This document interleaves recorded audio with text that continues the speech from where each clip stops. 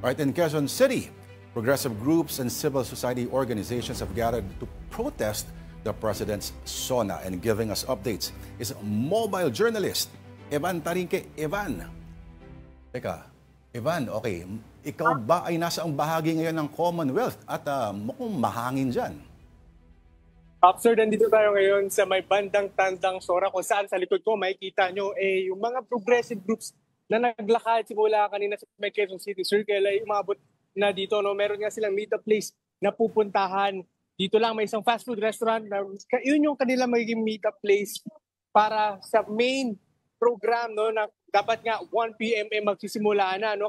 Kanina nga Popsword, maaga pa lang nagsimula na yung magtipon, yung grupong Alyansa Makabayan dito ng Luzon sa may harapan ng Department of Agrarian Reform. Bitbit nila yung mga placard at sigaw na hinihingi ang agarang tulong sa mga magsasaka ng gitnang Luzon na apektado ng sunod-sunod na pagbaha. Pero hindi lang tubig ang bumabagsak sa kanila, pati presyo ng kanilang produkto bumababa rin kasabay ng pagdami ng ini-import na bigas dahil sa rice tariffication law.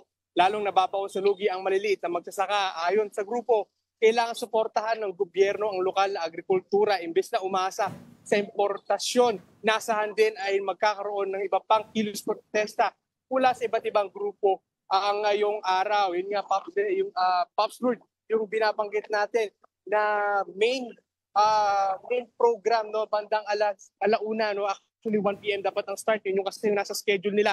Pero ngayon, medyo nagkaroon ng stock up dito sa may bandang Tandang Sora, no, medyo hindi umuusad ngayon.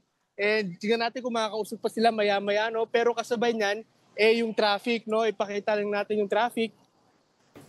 Medyo bumigat din yung daloy ng traffic out banda dito sa may Tandang Sora dahil nga kinain yung halos 2-3 lanes ng mga nagkilos protesta.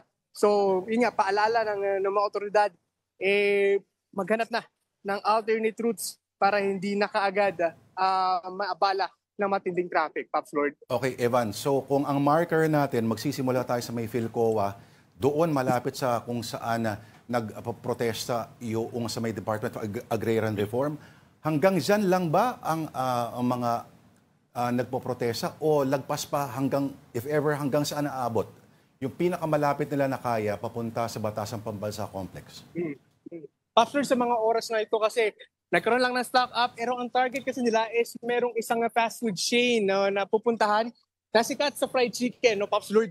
Doon banda sa may bandang likuran, yun yung kanilang meet-up place at susubukan pa kanila kung hanggaan saan sila pwedeng makausap pa, no, dahil nga may mga pulisya, may mga PNP na, meron pang membro ng MMDA na medyo inaalalayan na yung sitwasyon dahil ito nga, nag-cause na nga ng medyo mabigat na trapiko at meron ding escort actually Popsy sa likuran na truck na puno ng kapulisan. Yan, kung makikita nyo, andyan, may mga PNP yan, 3 bus yan na magkakasunod na sumusunod sa pagkilos protesta. Popsy. May idea ka ba, Evan, kung saan magaganap yung tinatawag nilang sunugan ng FEG? At normally, yung mga nakaraang SONA, naglalagay sila ng harang dyan, yung mga malalaking mga container, no, yung mga pang sa barko, yung daan papunta doon sa may bago kumana pa ng Batasan, may ganyan ba ngayon mga pangharang dyan? Sa ngayon, Popsword, no, wala pa tayong nakikita. Actually, meron truck doon sa may bandang unahan natin. Meron ang nakaharak na truck doon. Pero yun yung parang drop-off point nung ilang mga nagkikilos protesta. In terms of sunugan of FEG naman, Popsword, kanina naabutan natin habang nagkikilos protesta sila sa harapan ng DAR, meron nagkaroon na ng sunugan. Ito, yung pinapakita natin yung tinawag nila dyan, Zom BBM at si Sarang, correct me if I'm wrong, Popstar, medyo nalimutan ko yung pangalan nung kay Sara Duterte, no, kay Vice President Sara Duterte. Pero nagkaroon din isang sunugan ng FEG dito sa may bandang Quezon City Circle, no, kung saan agara naman ito ay napula nung kawani ng BFP, Popstar. Okay, yung Zombie BM at yung Sara Nanggal ay talagang sinunog. May isang set pa bang mamaya? Kasi normally, alam ko, may ano yan may mga faces yan di ba? Tama? Tama ka dyan, Pastor. Kanina may mga nakikita tayo, may mga bit-bit pa rin silang mga tinatawag nilang trolley. No? May mga trolley silang bit-bit. And we'll see kung doon ba nila ilalagay yung mga susunugin pa, pero nagpaalala na rin yung PNP no na bawal yung pagsusunog ng FEG no, at baka pwede silang makasuhan dahil nga sa pagsusunog na ito, Pops. Oo, depende naman daw sa mga local ordinances. Yung mismong pagsunog ay wala raw problema yon unless yung lokalidad ay may mga batas laban dyan. Pero, okay, Evan, ano tawag dito? May mga nagpo-programa ba? May mga nagsispeech, may nagtatulumpati, may tumutugtog at saang banda ng stage yan sa may Commonwealth? Kanina, Pops, no, merong mga nagsispeech no, habang naglalakad. Actually, may mga naka-megaphone. Nilalabas nila yung kanilang mga hinaing, no, kanina nga, especially dito, doon nga sa may lupa, no, sa may agrarian, bandang agrarian reform.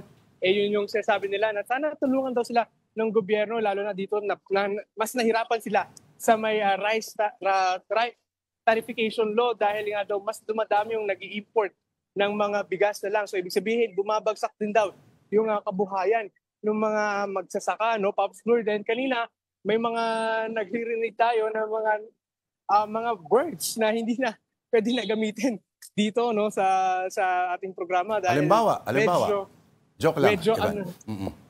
Oo. Medyo sabihin natin masyado malakas na lengguwahe no itong mga ginamit nila, pero pag galit talaga 'yung tao, ganun talaga mangyayari. Pero Evan, ano ang iyong payo sa mga motorista kung gusto nilang iwasan yung area na yan? After tama ka dyan, no? Para sa mga oras na to, actually, medyo malaki na yung big up, no? Medyo mabagal na yung daloy ng trapiko. So, pinapalalahanan po ng otoridad na maghanap na po ng mga ruta, mga alternate routes na para maiwasan yung traffic, yung heavy traffic na mararanasan dito. Naglatag naman na ang Quezon City LGU ng mga alternate routes na pwedeng gamitin yung mga motorista, pati rin ang MMDA no, Pops Bird. So, ready na yan. Bibin na lang po sa kanilang mga Facebook pages at makikita na po yung mga rutang pwedeng daanan ng ating mga motorista na hindi masyado madadaan dito sa Commonwealth na makakaranas ng heavy traffic. Pops Bird. Alright. Kung may oras lang tayo, maganda sana pakita mo sa amin yung minsan kasi nakakaaliw mga signs na ginagawa nila, no? Pati yung mga slogans at kung ano-ano pa. Pero anyway, baka hindi rin pwede ipakita sa national TV. Maraming salamat sa iyo, Evan Taringkay. Ingat kayo dyan. Uulan daw, posible mamaya mga alas 3 o alas 4. Alright. Nagsimula na, Pops Lord. Nagsimula na. Sana may jacket ka. Yan po ang ating mobile journalist. Nagulat po mula dyan sa may Commonwealth.